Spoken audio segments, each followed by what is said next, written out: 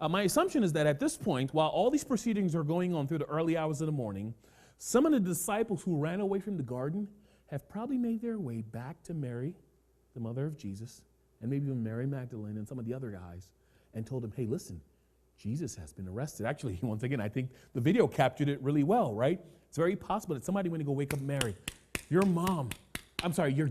Mary, your son has been arrested. And because Mary Magdalene's name is mentioned always, all the time when the disciples are mentioned, we're very certain somebody probably told Mary Magdalene, our Lord has been arrested. That is the worst news you ever want to wake up to, right? Anyone of you guys ever woken up to a news of tragedy before? I got one I was thinking about to give you a sense of what Mary's feeling. Actually, two of them. First one was September 11th, right? I think everyone remembers where they were on the morning of September 11th. I was in college, but that's not even the story I want to tell. The one I want to tell is when I was in Nigeria. Once again, I got to go back there because those stories are more dramatic. When I was in Nigeria, this was right after high school. It was a year before I traveled to the United States for college. And we were living in Lagos, which was the city at the time, and it was late one night, I think sometime around 2 or 3 a.m. And by the way, in our neighborhood, electricity shortages were in the norm. Like almost every night, the lights went out. You didn't have night all night. So you would sleep with your windows open so that it could be, there was air and it was comfortable. And so anyway, it's like 2 or 3 a.m., maybe 2:30 a.m. And my mom comes barging into my room in a panic. And she wakes me up. She's like, shaking, get up. And what she said, and at first, she wakes me up, and I'm like, what's up? And this is post high school, by the way. And the statement she made woke me up in an instant. She comes, she says, shaking, get up. I'm like, oh, what, Mom? There are armed robbers outside. Ha! That'll wake you up, boy. I'm telling you. If you don't, I jumped out of bed, dude. I was so alert. Now, as if to back up her claims, as soon as she said that, immediately, because I was just waking up, immediately I could hear outside our windows gunshots and people screaming in the neighborhood. I mean, it was, talk about waking up in hell. Now, let me add to it. Remember I said there was no light, right? It's darkness. So all you're seeing is gunshots, people screaming, sparks of light. And, I'm like, did I wake up in World War II or something? You're like, what is going on here? Now, of course, I instantly got out of my bed, right? And I rushed to the living room because I'm looking for my dad. I'm like, what's the plan of action? It's my dad, myself, at our house at the time. It's my mom, my dad, myself, and my little sister.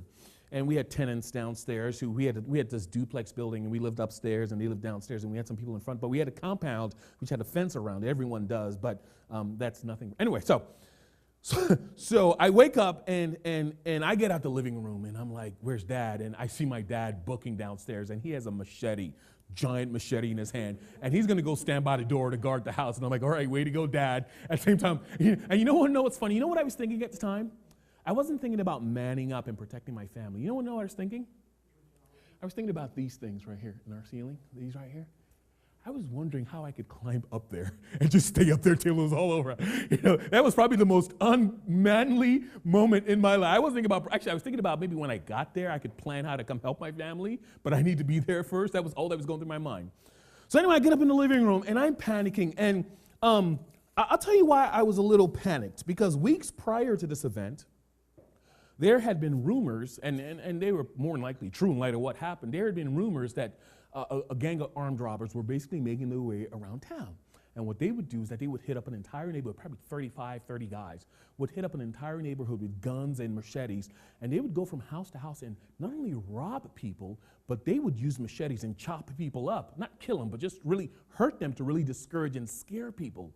And so there were rumors of people being wounded badly and being shot and being robbed. And so, of course, when I wake up, I'm like, I'm not going to get chopped. So I'm terrified, okay? If there's ever been a moment in my life where I woke up to terror, that was that moment. So, of course, my mom's in the living room. She's half praying, half hyperventilating. My sister was just running up and down. I don't remember what she was doing. And at the time, I didn't know where my dad was. I mean, it was chaos. I think at one point, finally, I settled down and I sat by the window and I was trying to see if I could see where they were, right? We knew the gunshots I could hear were far enough that I knew that they weren't right on our street or in our compound, but they were also close enough where I knew these guys are only a block or two away, and they're making their way from house to house. So I'm sitting there panicking, and I'm trying to pray, but just fear to go over. And so all of a sudden, I start hearing gunshots that sounds different from their gunshots, because I think they were all using the same gun. And apparently, somebody who lived in our neighborhood had a gun and was starting to shoot back in that direction. Once again, I'm seeing all of this is dark.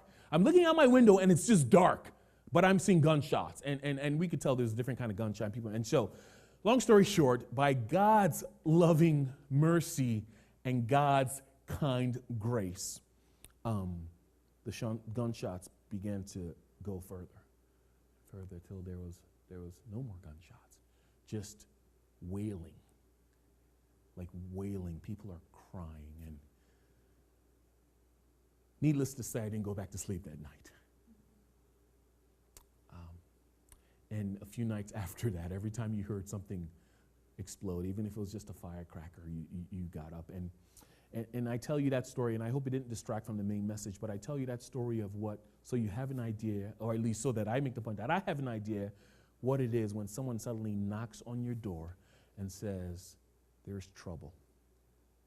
Mary Magdalene and Mary, the mother of Jesus, and the other disciples were suddenly woken up to news of terror.